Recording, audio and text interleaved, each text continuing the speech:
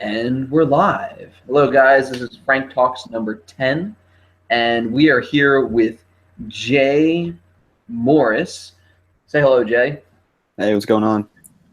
And Jay is another one of my friends from Twitter. We're going to switch the camera back to me. So I've been basically connecting with all kinds of young libertarians and conservatives on Twitter and just asking them about their story, about how they got into politics.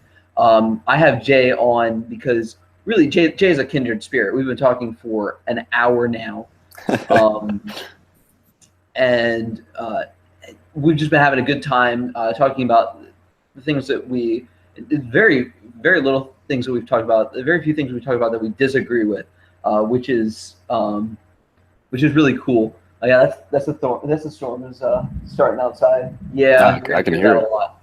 Can you hear it? Yeah, absolutely. So I should probably mute my microphone once I'm done talking. So Jay is a Christian and a conservative, and you are a graduate of Rutgers University. Show him, man. Show him Rutgers University in New Jersey, where Obama went to speak at one of their commencement speeches. What year was that? Were you there when that happened? Too bad it was the year before I graduated. Darn. The year before you graduated high school? It was 2016. He was actually at the New Brunswick campus. I went to the Newark one. So. Oh, okay. All right. So just introduce yourself real quick before we go into your whole story. Go ahead. Yeah, sorry. So I went to Rutgers as a business management major, concentration in supply chain, and right now I'm working for a really big company, trained to be an assistant manager of a retail outlet. And I grew up as a very Christian conservative family, classic white boy in America kind of thing. But I mean, I live in a very blue state, so I'm used to, I guess, thriving in an area where I'm used to being the only one that believes what I believe. So I'm used to being around people that disagree with me, I would say. And so that's just a little bit. So Jay, I like what you said. You're not you're a layman. You're not going into politics, and you're going into the business world. And really, that's I forget who said it in the Republican primaries. That's where all the smart minds go. I mean, if you're smart and you're a conservative, you'll go into business. So you're going to go far, kid. Yeah, I feel like it's the last. Like I was telling you earlier, it's the last area in college and academia that is fairly conservative, I guess you'd say. And I actually read a book, Popular Economics, I believe it was called, by John Tamny, and he said something very similar to that about how all the smart people go into business. He's like, all the smart people who did well in school are on Wall Street, and they're being regulated by the average Joe in government. So the top dog is always going to be one step ahead. And that's something kind of funny to think about. All right. So Jay, so like you said, you don't have to mute the thing, by the way. I don't hear the thunder anymore. You don't hear the thunder anymore? Okay. No. So you have been a conservative your whole life, but right. We were talking before about how there's still been a bit of a progression for you over the past couple years that you've been in college. So do you want to talk about that? What's been the progression? What are the things that you have been learning, and just talk about your political background, and also your religious story. When did you get saved?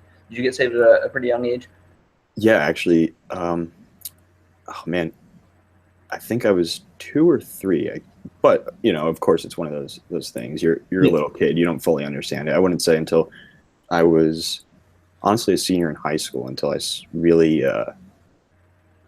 got my own relationship with Jesus. Mm-hmm. And I love one of those things. It's like, look, you're not going to be saved through your pastor's relationship with Jesus or your parents or your siblings, your friends, your aunt, whoever.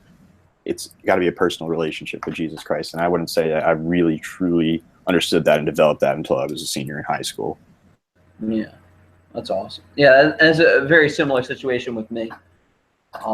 Didn't I also got saved a little later in life, and we talked about Mhm. that. But that's for my own episode when I do my personal story. That'll be lots of fun. There So, you go.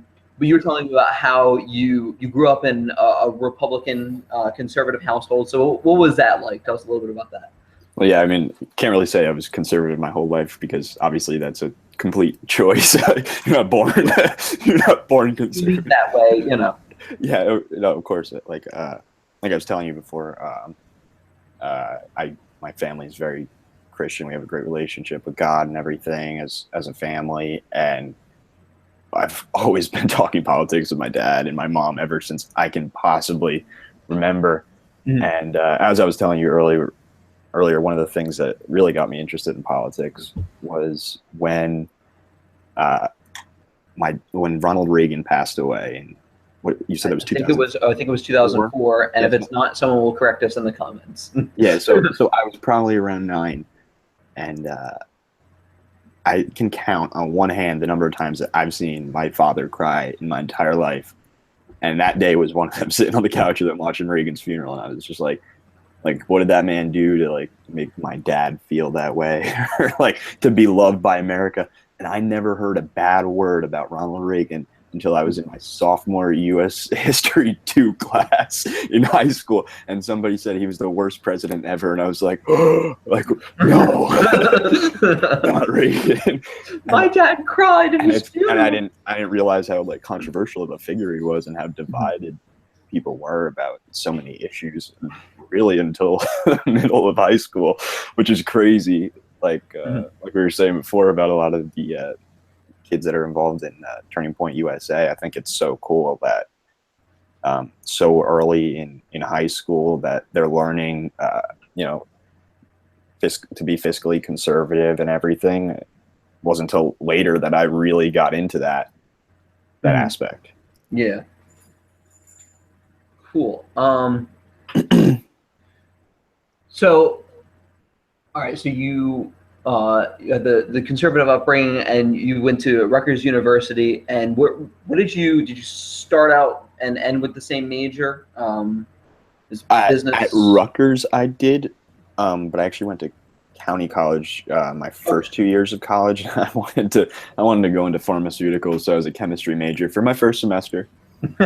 Then I was thinking sports management, and this is actually really something cool. We didn't get into it much about my testimony and everything, but really in that year, my first year of college was huge. I didn't want to be in county college. Everybody else is in like California or Florida or New York doing these awesome things or whatever, wasting so much money. But and I'm stuck in my room. I can't tell you how many nights I totally broke down. I'm like, I don't know what I want to do with my life and and all that. But thank God I stayed home, man. Like going to be able to go to my church. All my friends from school and stuff basically left, but all my church friends that I grew up with and was tight with, they all stayed local. Mm-hmm. So that was great. I mean, I hung out with them every day. Even went to some of them even came to my county college. So we continued to grow very close, and in fact, we started like going to.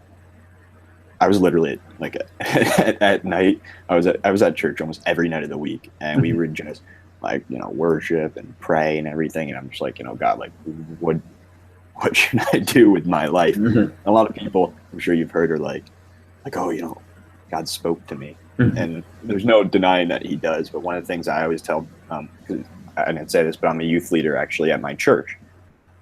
Mm-hmm. And one of the cool things I always love to tell kids, because, they're always like, oh, how does God speak? And is it this audible voice kind of thing? But I'm like, no, look, if you're living your life in accordance with God's will, or with, with the Bible and what he teaches, and, really seeking him for yourself, then the decisions that you're going to make are going to reflect his plan for you. And and I kind of switched to business on a whim, and I took my first business course, and I was like, this is what I'm doing with my life right here. I loved it. And, I believe where I am is where I'm supposed to be right now. So Yeah, that's awesome. That's a little little taste of my testimony. And also, it's funny, you're Assembly of God, right? So pretty charismatic. And I found your take on God speaking to you. I found it to be, it's Frank approved. So there you go. Yeah. Because people will get it, especially with some charismatics, they'll get into like, oh, God spoke to me, and that's like people do say that a lot, and that's what scares me about the charismatics. One of the things one lady at my church said, she's like, a lot of people throw that around like it's nothing. How many times did God speak to prophets in the Bible? Mm-hmm. And you're gonna be like, oh, he just spoke to me. I tell kids about that. Like I was saying, not like you would expect. I mean, I don't doubt that you hear an audible with some people, but it doesn't happen. You're saying that it doesn't happen often, correct? Right. Right. Okay. Yeah. But and that's the same thing. It doesn't happen often. I mean, I'm a bit more of you know what cessationism is, right? The idea that like I lean a little bit more that way. So I don't think that it happens like that God speaks to us at all audibly in this day and age. Like he speaks to us through his word. Mm-hmm. But we don't have to get into that whole divide. So there you go. Like I said, we do have some disagreements that we talked about before we went on air. But I think it's really cool. I think it's cool to finally talk to someone who I agree with more than I disagree with. Right. Yeah. No, I don't like getting into arguments about the Bible. My friends have gotten into some pretty heated debates. I do like talking about things that we disagree with, sharpen our views. But no doubt. Yes. Yes. But you're totally interpreting something wrong. Right. Right. Or if you're committing heresy. Well, in my church, I have this running joke with my friends at church. If anyone commits heresy, I say, listen, there's some stakes out back, and if you continue with what you're saying, we're going to go back and burn you. So, and they don't get it. They don't appreciate the humor. But another thing that I love that you talked about, you have a very close knit group of college students. It sounds like at your church, and that's not very common. Yeah, I would say probably. At one point, it was probably about a dozen people, but people are starting to move and do their own thing a little bit now. But yeah, it's pretty cool. Like there were times where we were like sitting around the campfire and be like, man, is there anyone else like out in the world like us? Yeah, it's crazy. But do you realize how rare that is for your age group? Oh, because absolutely. I went to Bible college, and when I came back, there was an actual college ministry at our church that had started right before I had left for college, and it was still going on. And I was talking to other friends of mine from Bible college at other churches around the country, and they were all saying like, this isn't something that we're experiencing. We don't have this, like what you have and what I have in my church. It's not something that's common. That's a real blessing that you have. Our ages is really where the church loses people. Mm-hmm. This is where people turn away from God. Yeah. So. And it's awesome. I see that you're involved in youth ministry, and I am too. I'm involved with like Sunday school, with teaching a little bit younger kids. But I think that's really cool to see someone who's involved and who also does care about the political issues, because that's the other thing. I have friends that are involved in church and all these things, but they're not. They don't care about politics, and it's like no. But this is really important. So I say I'm involved enough to make up for your uninvolvement. I have to be. I have to pick up the slack. Yeah, no, I would tell that was one thing. I literally, I have, like I was saying, I have a tight group of friends at church. There's like only one or two of them that could even stand talking politics and actually like completely agree with me, kind of thing. Mm-hmm. The rest of them are like, I don't want to vote. I don't want to do this. I'm like, no. And they didn't even. You're ruining the country. I remember I was talking about Bill de Blasio, and none of them knew who he was. I'm like, we live across the river from this guy. He's a scary man that lives right over. He's a scary man that lives like, right over there. Bloomberg? And they're like, yeah, he's the mayor of New York. I'm like, not anymore. Bloomberg is not the mayor anymore. yeah, things like that. And I remember I was sitting in the car with one of my friends, and he's like, I don't really understand like the whole like socialism capitalism thing. He goes, I want you to sell me capitalism right now. We had like a good like 30-minute like conversation. 30 minutes? How do you fit into 30 minutes? That's like an entire history. Well, you see, back in Adam Smith and go way back. I love the I don't, it was not Milton Friedman that wrote the book about the pencil, but I know he's got an excellent video about right the pencil that who was it that wrote the book? no one person can fully possibly understand the making that goes into making a pencil. But who was it that wrote the book about the pencil? Someone was just talking about this the other day. It wasn't John Locke. No, it's older than, it's newer than John Locke. Yeah. Locke was the 1700s. I got my iPhone here. Okay, we're gonna look it up. I'm gonna ask Siri. What is it?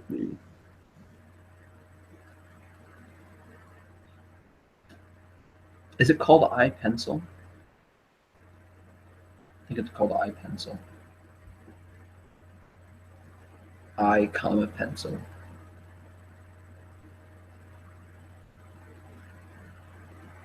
It's pencil?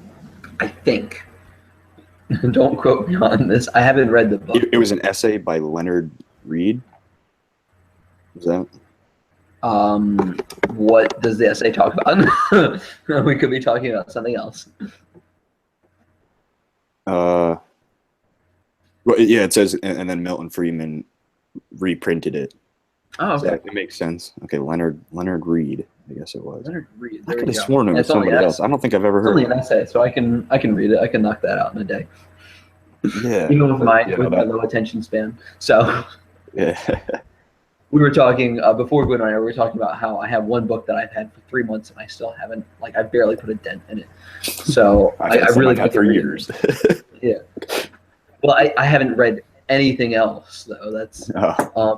But okay, so we're going to talk a little bit more about your progression. So coming from, you always lean pretty conservative, but your progression. Were you talking about that? Did you? Where did we leave off with that story? Where were we? Yeah, I was saying about how I was always comfortable talking politics, and obviously coming from a conservative family and everything. But my whole thing was, the social issues and everything growing up. But that's really all I understood. And I was like, yeah, fiscal conservative. Yeah, I'm just going to jump on the bandwagon. Everything that conservatives agree with. I'm going to identity politics, which is a term I didn't know at the time. And yeah, so I was like, oh man, I gotta be partisan. Anything that the other side would ever say, I have to disagree with it. Everything that George Bush does is right, and everything Barack Obama does is wrong. And Clinton was terrible, and everything that he did was wrong.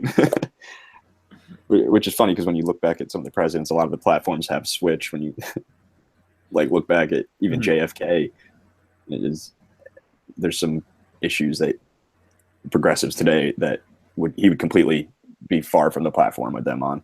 Yeah. So it's pretty interesting. Yeah.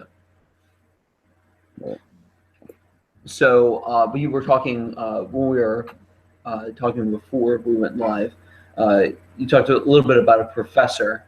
You mentioned a professor that had really an influence in changing you on the economic issues and helping you realize what it meant to be a social conservative. So why don't you talk about that? Why don't you talk about what you learned, the story of how you learned that you are a fiscal conservative and what that means.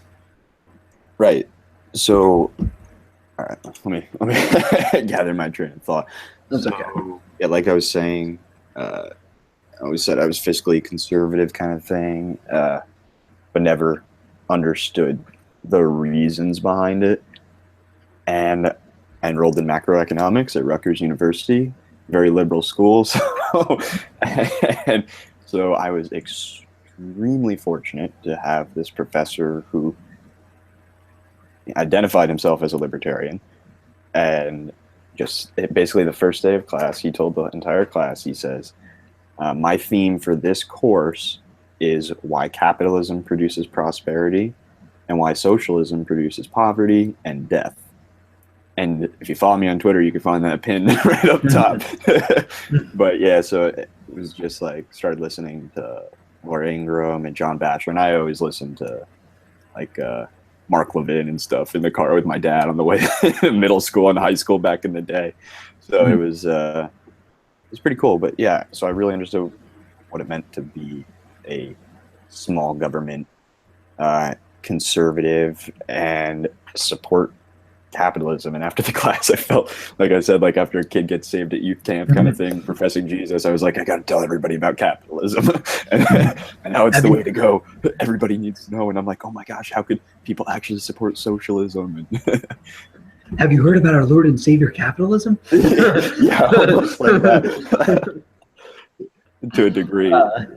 Telling all my friends, I'm like, because we really got into the numbers and like of showing how the cuts that JFK made, the cuts that were made by Reagan and everything in taxes actually increased tax revenue because companies are able to do more with the money, they're able to invest it, and it actually cuts for middle and lower classes completely, and then the higher classes actually end up paying more taxes anyways. It's kind of interesting. Yeah. Oh, it's like this stuff. Capitalism works. You know? Yeah, it's mind blowing, right? Yeah. So, what would you say? We got into this a little bit. Would you say that there is a difference in terms between conservative and libertarian? You describe yourself as a conservative instead of as a libertarian. Is there a reason why you make that distinction? Yeah, like I was saying, I mean, and let me preface this. You know, we don't.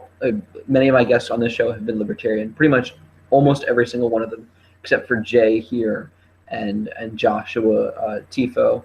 You can go back and watch that interview. They've pretty much all been libertarian. I'm saying nothing against libertarianism. They're our allies in the fight against capitalism, awesome. and you know they're great people. But I do on Frank Talks. I want to talk about the distinction between libertarianism and conservatism. So, do you have any comments on that? Why you consider yourself as a conservative? What does it mean to be a conservative, and why do you consider yourself a conservative rather than a libertarian? Well, I would say being conservative is individual accountability. That you're in charge of yourself, and that's it. You want to be in charge of your own money. Like I said, I feel like that's kind of an easy way of winning people over politically is on fiscal issues, where you tell them something like, hey, they're like, oh, I literally heard this in business school, mind you. Oh yeah, higher taxes are good. And that I was like, where are you? Wait until you get out into the business world. You're gonna fail, man. You're gonna just fail. Yeah, but I'm like, so you really believe that everything that they're spending on is good? It's not wasteful at all? Like, haven't you taken a supply chain class before and a finance class? But who knows your desires and your wants and your needs better than you do? The government doesn't know that. The government, quite frankly, doesn't care about that. You know it. You should be in charge of how you want to spend your money, and that's that, basically. And I feel like that's one of the easiest ways where people are like, oh, wow, that's so right. And they finally kind of realize that, and it gets their mind flowing a little bit. But yeah, in terms of probably see the struggle of me. I wouldn't. Yeah, I don't want to throw you under the bus or make you conservative, or because, like I said, there's some social issues like marijuana and gay marriage that they're not like super priorities. But I'm not going to, right. Typically conservatives are like huge, like against pot and against gay marriage and stuff. Those are issues that I wouldn't say that I support or condemn in any way, kind of thing. Right, with those two issues, especially with pot, my stance has always been that maybe we don't need to take a federal stance on this. There is federalism as a thing. We believe.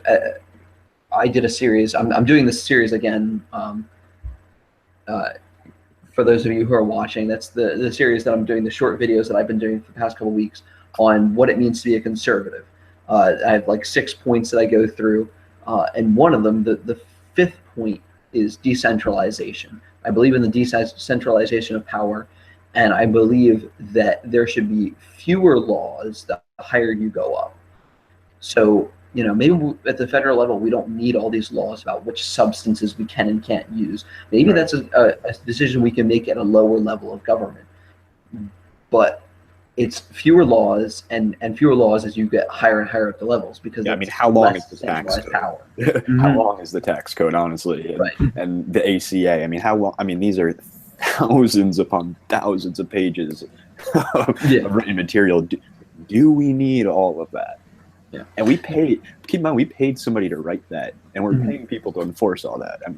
That's pretty crazy when you think about it. Yeah. But do you see any reason to, and I once again, I don't want to put you on the spot, but it seems like you do distinguish between libertarian and conservative. Is there anything there, or do you think that they're pretty much the same?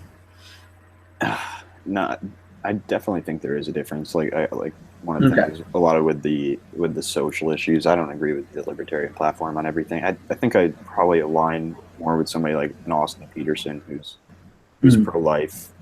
Because if you consider it to be a human being, then you're supporting the right to life, which, quite frankly, is the most fundamental right in existence.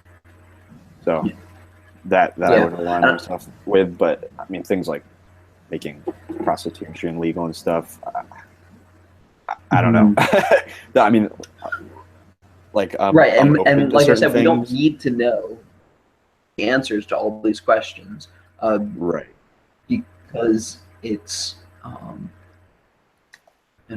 it's about liberty, and it's about it's about decide. what the states decide on. Let the states decide. It's about what can we agree on.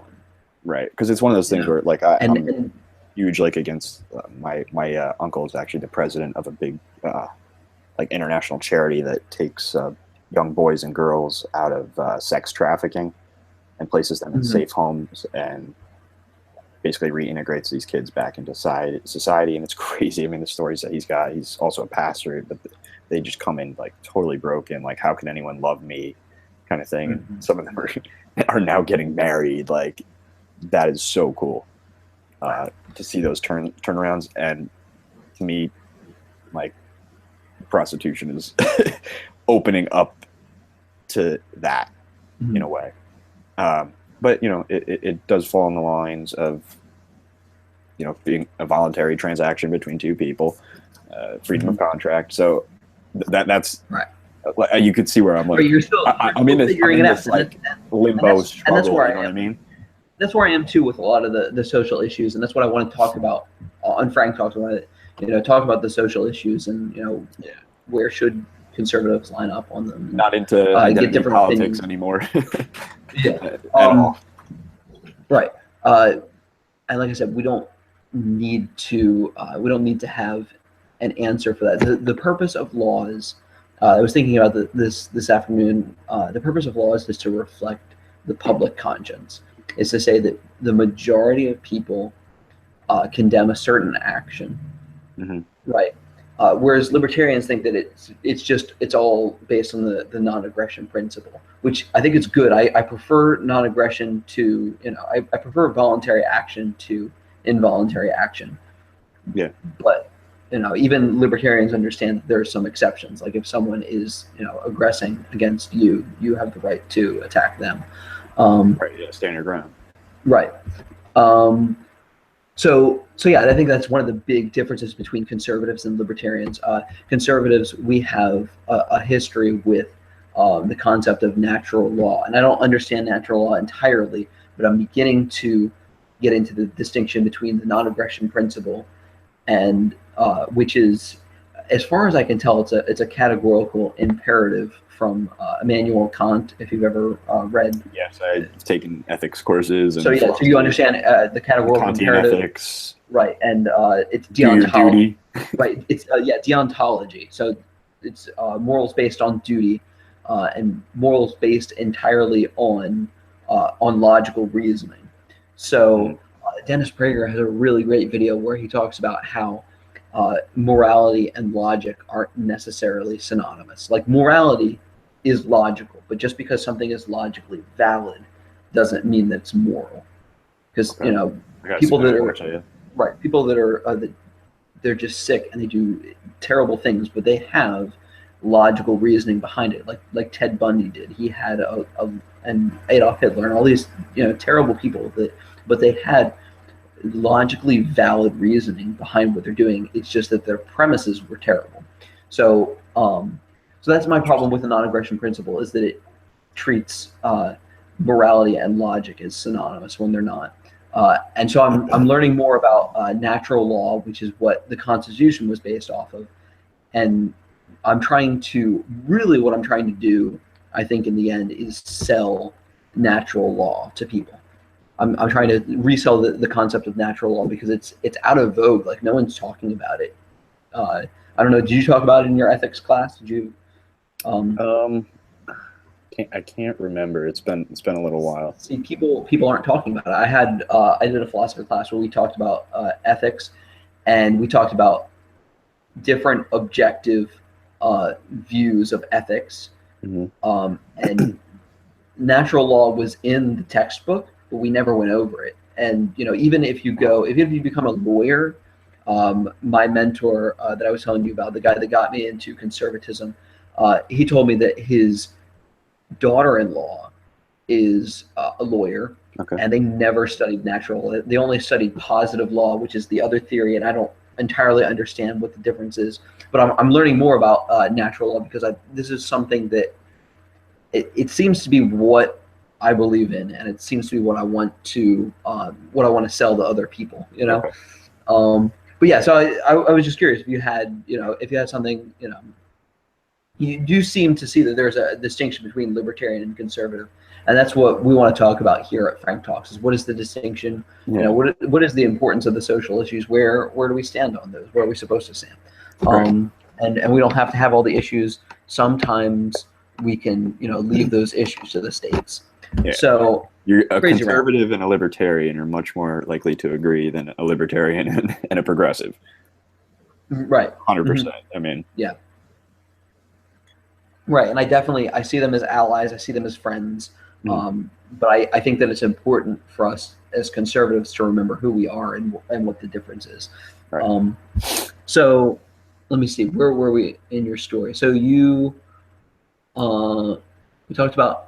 Well, we pretty much gotten through your whole story. It's Yeah, it's not too. Yeah, not too much. And what's next for you? Do you? We didn't talk about this off air, but do you have any interest in going to politics? I mean, like once you're established in your career, a lot of people do that. Once you get when you get to retiring age or something like that. Would you be interested in doing something like that? Yeah, 100%. Yeah. Actually, one of the things that I'm looking to do is I want to start going to a lot of the town hall meetings in my town. Mm-hmm. My grandparents are actually moving into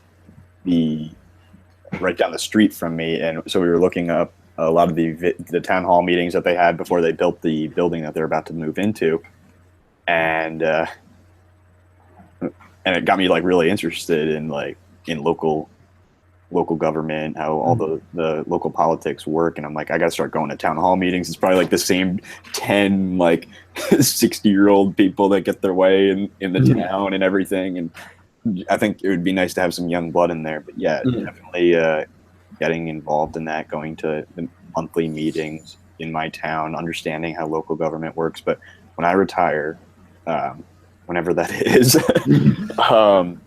and whatever parties exist, because I always tell people that I would love to run for president one day. And let me tell you, the people that are closest to me don't think it's funny because they know I do what I say and I mean it. Of course, people that I just hang around with at school or work, they're like, "Oh, haha, yeah, you have my vote," but I'm like, "No, dude, like it's gonna happen. Like it's gonna happen." Yeah, definitely. After 2040, and they're always like, "Oh, what party would you run for?" And I'm like, I have no idea what's gonna exist at that time. The way things are looking, who knows? Well, yeah, during this past election, it looked like it might be the end of one of the two parties. But I actually, I don't think so. I think it's back to normal. I mean, You maybe think that's going to last for the next like 30, 40 years though? I I don't know. hear people whispering that the Democrat Party is on the way down, but On the hot seat. yeah, I don't. And we've been around for 100 years. I think that our political parties are pretty much locked at this point.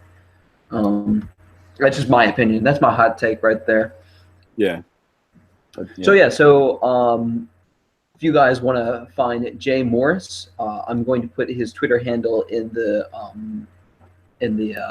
title of this video, and you can follow him for the hottest takes on politics and Jesus. No, Jesus, okay. leadership. There you go. And I am a huge fan of The Bachelor. So I'm a huge fan of the bat. I saw that. So I'll live tweet that all night. So if you don't like the bat, I really should unfollow you for that. No, hey, if you want to, that's fine. I'll tolerate The Bachelor for the other horrible TV show, but it's hilarious. Okay, I'll take your word. I have friends that come over to watch it. Okay. All right. Okay, all right, stay online. We'll talk after we stop the broadcast. All right. So if you guys like this video, don't forget to like and share. I'm going to put a link down there where you can sign up for our email, so you can get email updates. You won't miss an update, and you can get all the stuff that you don't get through Facebook. Sometimes the Facebook algorithm doesn't show you all of our Facebook posts. So if you sign up for our email, you won't miss an update. If you're on Facebook, like our Facebook page, and if you're on YouTube, subscribe to our YouTube channel, or do both. Don't forget to comment below and tell us your thoughts. And when did Ronald Reagan die? Someone tell us in the comments below. Yes, please. And if you guys want to keep videos like this going, check out our GoFundMe. You can make a contribution for some merchandise, or you can become a Patreon. Check out our Patreon and become a member there for a monthly. It's like $5 a month, and you become a member where you get all our exclusive videos, and you help us keep these videos running. And thank you guys for your time, and good luck to us all.